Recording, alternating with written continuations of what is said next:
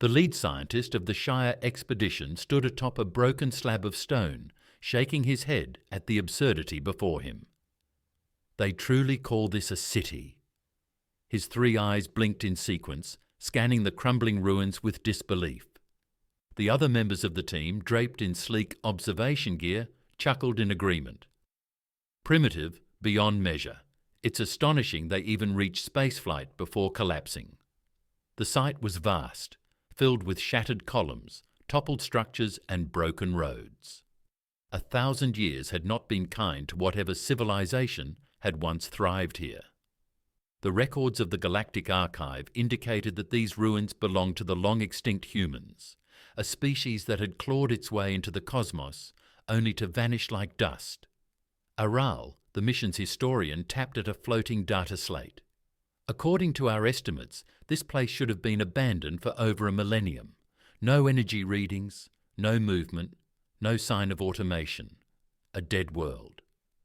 Soren, the junior technician, nudged a chunk of broken metal with his boot. If they were so advanced, why did they build with stone? These structures have no logical layout. There's no modularity, no optimization. It's like they were just throwing materials around. Dr. Ken let out a wheezing sigh, his patience wearing thin. Because they were irrational, humans were known for making emotional decisions, wasting resources on monuments instead of efficiency. That's why they fell, Soren. They clung to sentiment instead of reason. A sharp beep from the scanning drone pulled them from their discussion. Unusual energy fluctuation detected, the drone chirped in a monotone voice. Ken frowned. That must be an error. Run a recalibration. The drone obeyed, whirring as it processed the request. The team stood silently, waiting. Seconds later, the drone repeated itself. Energy fluctuation confirmed. Low-frequency pulse detected beneath surface. A murmur spread through the team. Aral leaned in. That shouldn't be possible. 1,000 years and there's still power? The decay rate would suggest... Irrelevant, Kren interrupted. We will investigate. The team moved toward the source, weaving through broken pathways. Ancient signs, long unreadable, lined the walkways, their messages lost to time.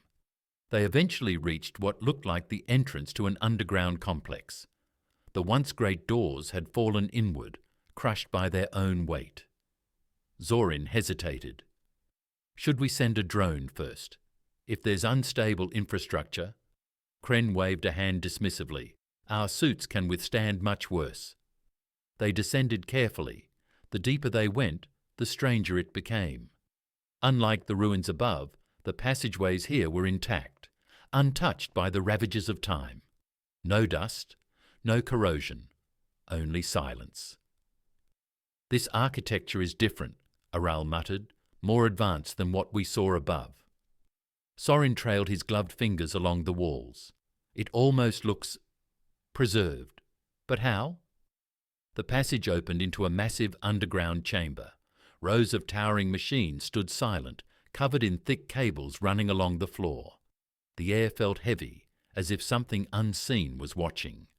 At the center of the room, an enormous console stood, its surface covered in unfamiliar symbols. Ken approached the console, his gaze shifting between the dead screens and the thick power cables running into the floor. They must have used this to control something, perhaps a storage facility or a power station.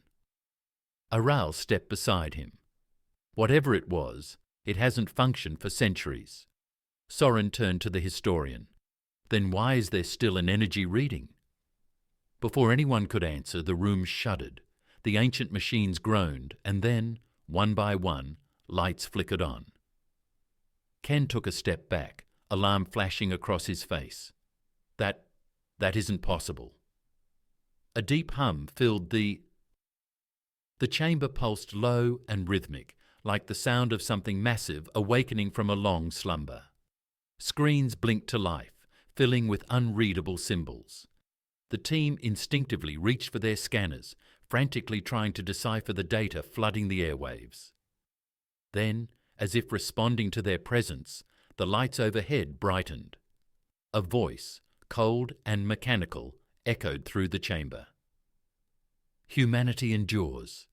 Ken's breath hitched. That was Standard Galactic. Aral's hands trembled over his slate. It must be a recording. Sand shook his head. Number IT responded to us. Then, without warning, the machines roared to full power. A cascade of monitors illuminated, each displaying images of stars, battle formations, and long-lost maps. A countdown began on the central screen. The team stood frozen, their previous arrogance crushed beneath the weight of what they had just awakened. The countdown on the screen continued its relentless march downward. The Shire scientists scrambled to decipher the symbols flashing before them, their earlier mockery now replaced with frantic urgency. Ken clenched his jaw, eyes darting over the unreadable script. This was a mistake. We shouldn't have activated anything. Sand's hands flew over his scanner, attempting to interface with the system. We need to shut it down before... A tremor shook the facility, rattling the ancient consoles and sending dust cascading from the ceiling. The hum in the air deepened, resonating with something buried deep within the station. A new set of lights activated along the walls, revealing inscriptions in faded but still distinguishable Standard Galactic. Aral read the words aloud, voice unsteady. Protocol 17, immediate response deployment, confirming authorization. Kren turned on him sharply. Response deployment? Deployment of what? Before anyone could answer, a new screen illuminated, showing a three-dimensional wireframe of the underground structure. It expanded outward, revealing interconnected tunnels, storage bays, and... This isn't just a power station, Zorin breathed. It's a fortress. The schematic zoomed in, highlighting a section labelled in an archaic form of Standard Galactic. It took Aral a moment to translate. Automated defense units, containment fields, reinforcement assembly, ... This place wasn't just left to rot, Kren exhaled sharply. It was sealed. Sealed for what purpose? Sand muttered. To keep something out, or to keep something in? Before the question could be answered, a deep clang echoed through the chamber, reverberating through the metallic framework of the structure. A portion of the wall opposite them hissed, then split apart, revealing a descending corridor lined with glowing conduits. That wasn't us, Sand muttered. The system is acting on its own. The countdown reached its final minute. Ken steadied himself, forcing his voice into command mode. We need to understand what this system is responding to before we do anything reckless. Zorin, keep monitoring the energy levels. Aral, see if you can override whatever sequence this is running. Aral hesitated. If I interfere, and this is a security lockdown, I could trigger... It's already triggered, Kren snapped. We need to get ahead of it. Zorin's scanner beeped violently. Multiple power sources reactivating deeper underground. Energy levels rising exponentially. I think this place is coming back online. The descending corridor brightened. A rhythmic, mechanical thudding noise pulsed from below, methodical and deliberate, like footsteps, but far heavier. The Shire team exchanged uneasy glances. Then the screen flashed a new message. Deployment ready. A hatch at the far end of the chamber hissed, the thick, reinforced doors grinding open. Cold mist spilled into them. The room trembled as a massive figure emerged from the darkness. It was humanoid, but far from organic. Towering over the Shyak team, it stood encased in blackened armour, its joints reinforced with mechanisms humming softly with power. The visor of its helmet remained dark, unreadable, but something about its presence radiated an overwhelming sense of authority. The machine took a single step forward, its footfall reverberating through the floor.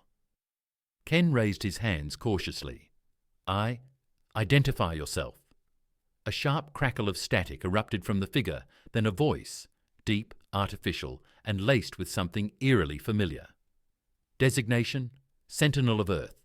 Mission, defense of humanity. Stand down. Zorin inhaled sharply. This thing is... Before he could finish, another tremor rocked the chamber. The fortress was still awakening, and whatever was buried here had not finished stirring. More lights flickered on, revealing additional passageways leading even further down. The facility stretched beyond what they had imagined. Ken kept his eyes locked on the Sentinel. Defense of humanity? Humans have been gone for 1,000 years. There is nothing left to defend. The Sentinel remained motionless for a moment, then its visor ignited with a cold blue glow. Incorrect. Humanity endures. A silence fell over the room, heavy and suffocating. The words echoed through the station speakers, the system itself reinforcing the claim. Humanity endures. The message was not just recorded, it was an active transmission. Arl swallowed. There must be a mistake. We confirmed their extinction. We studied the records. They vanished. The Sentinel tilted its head slightly, the motion almost observant. Records compromised. Information incomplete. Assessment required. The fortress shuddered once more.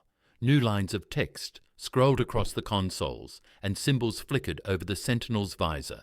Data was being processed, recalculated. The machine was learning, adapting. Then, the countdown on the screen reached 0. A deep, resonant chime echoed through the structure. Every console in the room flickered, then displayed the same word in perfect modern standard galactic. Awakening. The Shayak team barely had time to react before the entire facility shifted. The ground trembled with newfound purpose, as if the world itself had been holding its breath, and had now finally exhaled.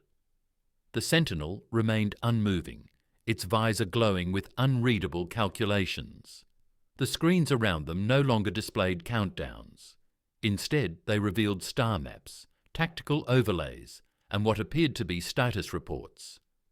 Ken took a cautious step forward, staring at the screens. This place, it's not just a fortress, it's a command center, and it's waking up. Aral's voice was quiet, almost reverent. But for what? There's no war anymore. The humans are gone. The Sentinel turned its head slightly, locking its luminous visor onto the historian. Incorrect assessment. Humanity endures. Systems operational. War status pending. A new screen activated, filling the chamber with a soft hum. The images displayed a distant section of the galaxy, overlaid with shifting red markers. At first they were scattered, but as the system processed the data, the markers began to converge. The meaning was clear. Something was coming. Zorin pointed at the display. That can't be right. We've scouted this sector for centuries. There's nothing there. Galactic surveillance records compromised, the Sentinel intoned. Hostile entities approaching. Response protocol initiating. Ken felt something tightening in his chest. You're saying that this station, this entire place, wasn't just a remnant? It was waiting? For this? For them? The Sentinel's voice carried no emotion, but its words bore weight. Affirmative. Contingency protocols engaged. Defensive measures online. Awaiting directives. Raoul's fingers trembled over his data slate. But there is no one left to give directives. No human leadership remains. What are you waiting for? For the first time, the Sentinel moved with clear intent, stepping toward the group. Its towering frame cast long shadows across the chamber, the quiet whir of its internal mechanisms filling the space between words. Humanity endures. Command structure restored. Ken's stomach dropped. Restored? But how? A final screen activated, and for the first time since they had arrived, the room was filled with something eerily close to a human presence.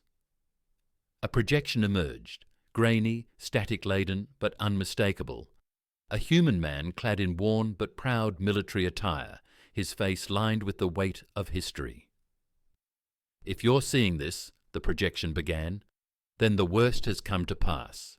But if our calculations were correct, if the right conditions have been met, then this station has reactivated for a reason." The man leaned forward, his gaze piercing even through the centuries.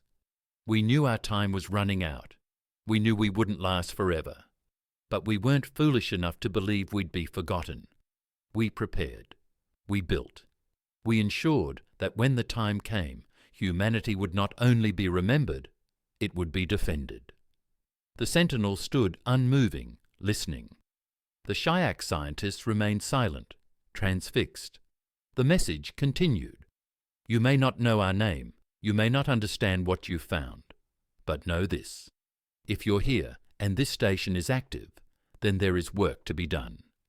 Enemies approach. The war never truly ended. It only waited, and so did we." The projection flickered, then solidified again. This is not just a relic of a lost people. It is a bastion, a shield, a promise. If you have awakened it, then you have become part of that promise.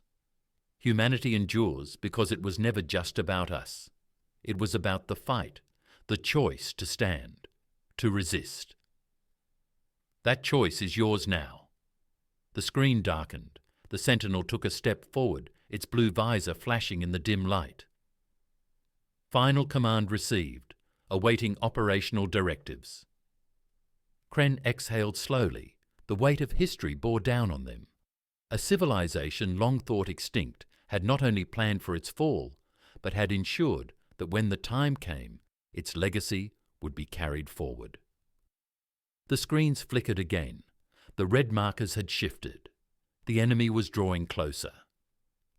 Aral whispered, "What do we do?" Ken looked up at the towering sentinel, then at the map. He straightened. "We finish what they started. We hold the line." The fortress, long silent, roared to life. The war had ended before it could even begin. Kren stood on the observation deck of the command center, staring out into the void. The battle had been swift and brutal, but the result had been absolute. The enemy, whoever they had been, never stood a chance. The fortress had unleashed an onslaught of coordinated firepower, decades, maybe even centuries, ahead of its time. The hostile fleet had been erased before they could even reach firing range, and yet despite the victory, a quiet unease settled over the Shyak scientists. Aral reviewed the damage reports. Minimal casualties. The defences worked exactly as the system predicted. Zorin, his usual arrogance long gone, nodded. "It wasn't even a fight. It was an execution. This system was designed for something much greater than we ever imagined." The sentinel, standing at the ready as always, spoke without turning. "Hostile entities neutralized, galactic perimeter secured, awaiting next operational directive." Kren folded his arms. "Next directive?" "There is no war left to fight." The sentinel remained silent for a moment before responding. "Incorrect. Conflict is inevitable. Preparation must continue." The words sent a chill through the room. This station had waited centuries for an enemy to return. But it had not merely been a guardian. It had been a war machine, ready to launch its fury at the first sign of a threat. The Shyak had assumed it was humanity's last line of defense, but perhaps it was something else entirely. Arkal hesitated before speaking. "We've ensured that the fortress remains intact. We helped operate its systems. That makes us part of it now." Zorin turned to him, concern in his eyes. "Are you saying we should leave it running? You saw what it did. If we leave it alone, who knows what it might do next?" Ken's gaze drifted to the silent consoles, still pulsing with unreadable calculations. Humanity's war was long over, but their presence was still here, embedded in every line of code, every automated response. They had not just left behind a defense system, they had left behind an unshakable will. "We make a choice now," Kren said finally. "We could shut it down, bury this place once and for all." Akal exhaled slowly. Or, we take up the mantle. Silence filled the command centre. No one spoke. No one moved. The sentinel turned, its blue visor glowing once more. Humanity endures. Command structure transferred. Ken looked up. The weight of the decision settled on his shoulders. The war was over. But the mission had just begun.